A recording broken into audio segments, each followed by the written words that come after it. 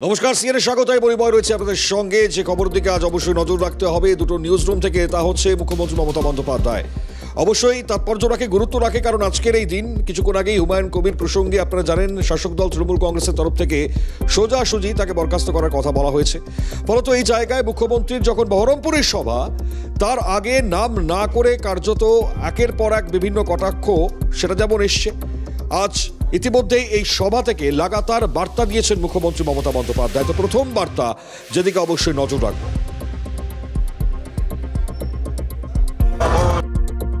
সিরাজউদ্দৌলা মির্জাফরের মাথায় মুকুট পরিয়ে দিয়ে বলেছিল,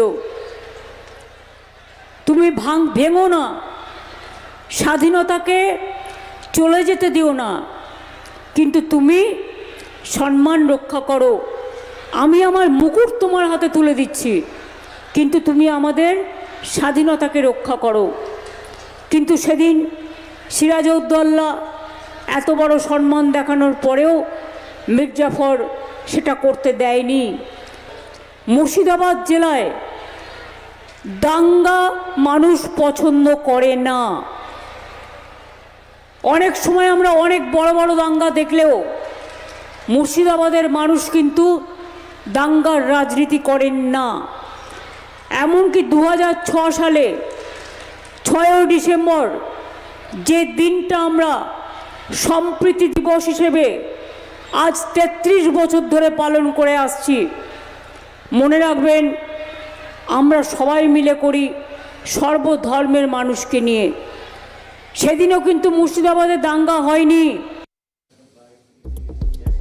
একদিকে নাম না করে মির্জাফর বলে যখন কটাক্ষ করছেন মুখ্যমন্ত্রী, তারই সঙ্গে লাগাতার বেশ কিছু পরিস্থিতি সম্পর্কে তিনি ওয়াকিবহাল করেছেন। তো একদিকে যখন এই প্রসঙ্গ সামনে এসছে, ঠিক অন্যদিকে রাজনীতির আঙিনা নয়, আরও বড় এক ব্যাপক প্রেক্ষাপট যার গুরুতর সমস্যার কথা আজ মুখ্যমন্ত্রী তিনি নিজে জানাচ্ছেন, তা হচ্ছে গঙ্গা ভাঙন।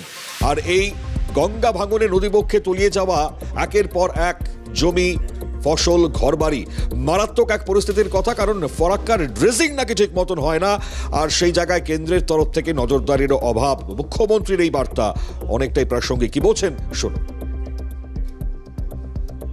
জেলাতে, মালদা জেলাতেও গঙ্গা, পদ্মা নদী ও ভাগীরথী ভাঙন একটা বড় সমস্যা। 12,116 বিঘা জমি প্রায় নদী গর্ভে তলিয়ে গেছে।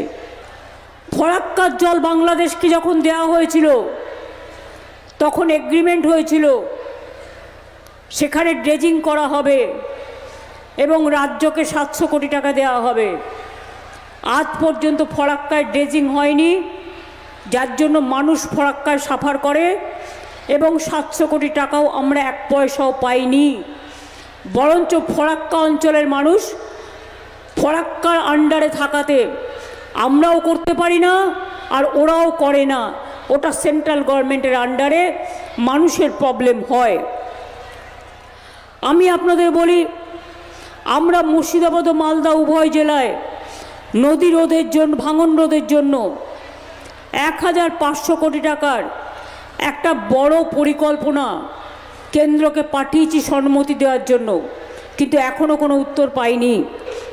বর্তমানে নদী ভাঙন উদ্যোগের অংশ হিসেবে রাজ্য সরকারের টাকায় 136 কোটি টাকা ব্যয় করে 17টি স্কিম চালু হয়েছে। আমরা এই নদী ভাঙন উদ্যোগের সূচনা করি, এর জন্য 200 কোটি টাকা বরাদ্দও করা হয়েছে। অত্যন্ত গুরুত্বপূর্ণ, একদিকে ভরতপুরের তৃণমূল বিধায়ক হুমায়ুন কবির, তার সাসপেনশন ইতিমধ্যেই ফিরহাদ হাকিম তিনি ঘোষণা করেছেন আজ। আর ইতিমধ্যেই সেই জায়গায় দাঁড়িয়ে ঠিক বহরমপুরে এই সভা থেকে তৃণমূল নেত্রী মির্জাফর বলে কটাক্ষ কার্যত নাম না করে বলছেন। আর একদিকে দাঁড়িয়ে গঙ্গা ভাঙন সহ আরও নানান প্রসঙ্গ যা মুখ্যমন্ত্রী ইতিমধ্যেই সামনে নিয়ে এসছেন। গুরুত্ব বিচারের জায়গা অবশ্যই যাওয়ার চেষ্টা করবো, কি বললেন আর মুখ্যমন্ত্রী কোন জায়গা থেকে আরো কতটা প্রাসঙ্গিকতা আগামী সময় পেতে চলেছে সামগ্রিক এই পরিস্থিতি। শুভজিৎ দে আমাদের সঙ্গে রয়েছেন, আমাদের প্রতিনিধি। সরাসরি শুভজিৎ, আসবো এই জায়গায়, কারণ আজ প্রাসঙ্গিক সব থেকে বড় কথা তা হচ্ছে ভরতপুরের বিধায়ক, আর তার একদিকে দাঁড়িয়ে যখন নাম না করে মুখ্যমন্ত্রী কটাক্ষ করছেন একেবারে সভাস্থলে দাঁড়িয়ে, তার আগে তাকে একেবারে সেখান থেকে সম্পূর্ণভাবে সরিয়ে দেওয়া কতটা তাৎপর্য রাখবে আগামী সময়?